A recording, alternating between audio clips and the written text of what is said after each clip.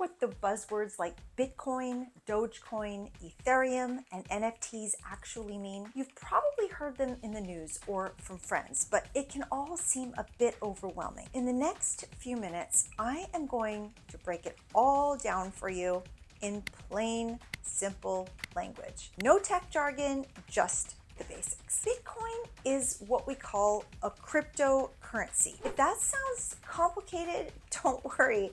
It's just digital money. Imagine you have a $10 bill in your wallet. Imagine that bill is on your computer or your phone instead, and poof, that's Bitcoin. It was created in 2009 by someone or maybe a group using the name Satoshi Nakamoto. What is special about Bitcoin is that it's decentralized, which means that no bank or government controls it.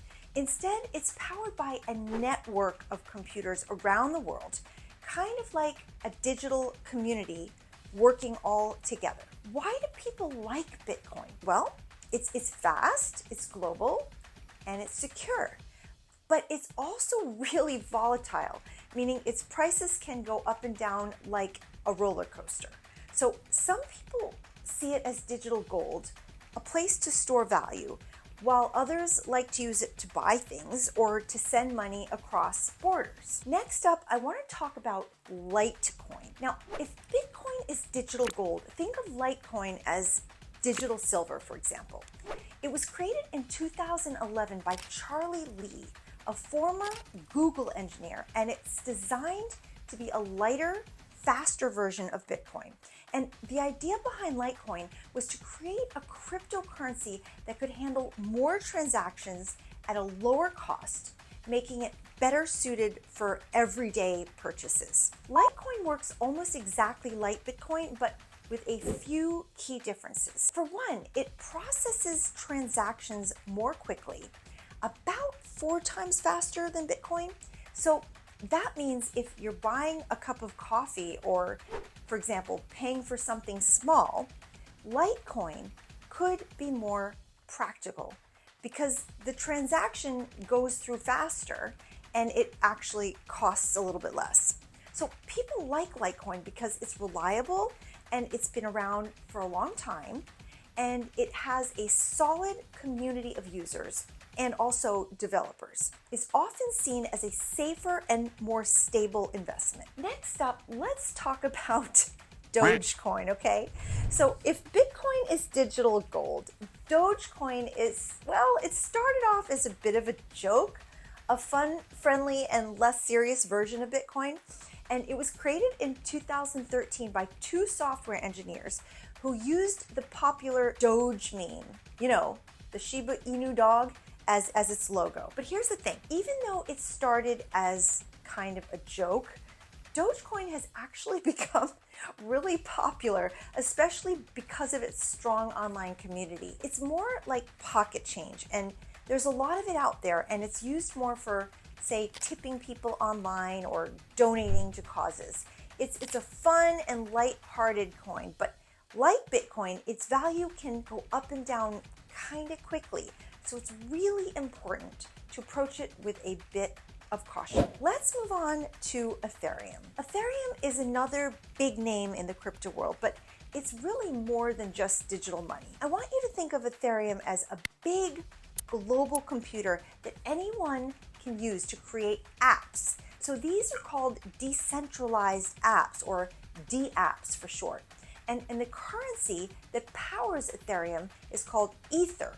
You can use it to pay for transactions on the network, like gas for your car, for example. What makes Ethereum super cool is something called smart contracts. Now, what are these? These are self-executing contracts where the terms of the agreement are written into code. So, for example, imagine you hire a jazz ensemble, okay, like mine, for example, to play your cocktail party. And you could create a smart contract that says the band gets paid automatically when they finish playing.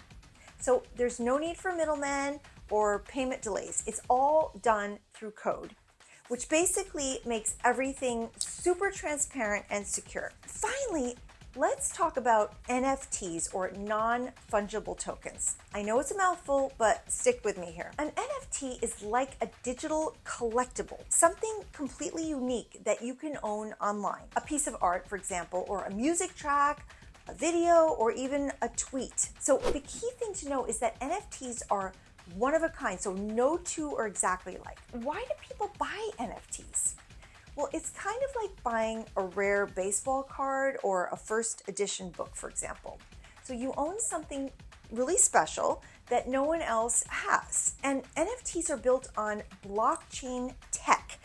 So just like cryptocurrencies, which means they're secure and you can prove ownership. Artists, musicians, and creators love NFTs because they can sell their work directly to fans and it totally cuts out the middleman. And this is important because the value of NFTs can be really unpredictable. So one day they might be worth a lot and the next not so much. So if you're thinking about getting into NFTs, we want to make sure that it's something that you're really, really passionate about and not just looking to make a quick buck. These digital assets are completely fascinating, okay? And they can be a lot of fun to explore, but they're also new and can be risky.